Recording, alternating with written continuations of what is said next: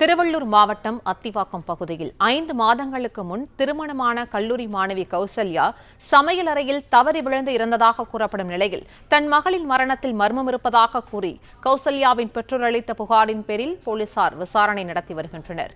கூடுதல் விவரங்களை செய்தியாளர் முகுந்தன் வழங்க கேட்கலாம். முகுந்தன், வணக்கம். இந்த சம்பவம் தொடர்பான விவரங்களை பதிவு பண்ணலாம்.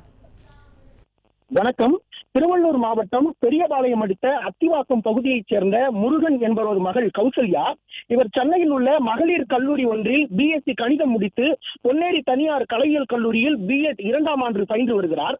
கடந்த 5 மாதங்களுக்கு முன்பு பொன்னேரி அடுத்த பெருமேடு கிராமத்தைச் சேர்ந்த தூரத்து உறவினரான அத்தை மகன் கொத்தனார் வேலை செய்து வரும் ராஜேஷ் என்பவருடன் கௌசல்யாவிற்கு திருமணமானது நடைபெற்றிருக்கிறது. நேற்று கொத்தனார் வேலைக்கு சென்ற போது தனது மனைவி கௌசல்யா தவறி கீழே விழுந்து தலையில் காயமடைந்ததாக தகவல் வந்ததால் வீட்டின் கதவை உடைத்து ராஜேஷ் தனியார் மருத்துவமனைக்கு கொண்டு சென்றிருக்கிறார். அங்கு கௌசல்யா உயிரிழந்து விட்டதாக மருத்துவர்கள் கூறியதைத் தொடர்ந்து சடலத்தை வீட்டிற்கு எடுத்து வந்து மாமனாருக்கு தகவல் சொல்லியிருக்கிறார்.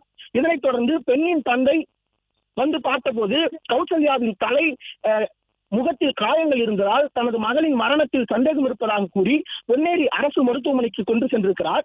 அங்கு பரிசோதித்த மருத்துவர்கள் சடலத்தில் காயங்கள் உள்ளதால் பிரேத பரிசோதனை நடத்த வேண்டும் என அறிவித்திருக்கிறார்கள். இதனைத் தொடர்ந்து பெண்ணின் தாய் ரேவதி தனது மகளின் மரணத்தில் உள்ள மர்மம் குறித்து விசாரணை நடத்தி நடவடிக்கை எடுக்க வேண்டும் என பொன்னேரி காவல் நிலையத்தில் புகார் ஒன்றை அளித்திருக்கிறார்.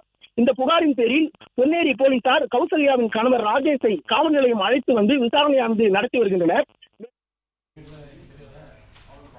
பிளே ஸ்டோர் மற்றும் ஆப் ஸ்டோரில் இருந்து பாலிமர் செயலியை QR கோடு மூலம் பதிவிறக்கம் செய்யுங்கள். செய்திகளை உடனுக்குடன் பெறுங்கள்.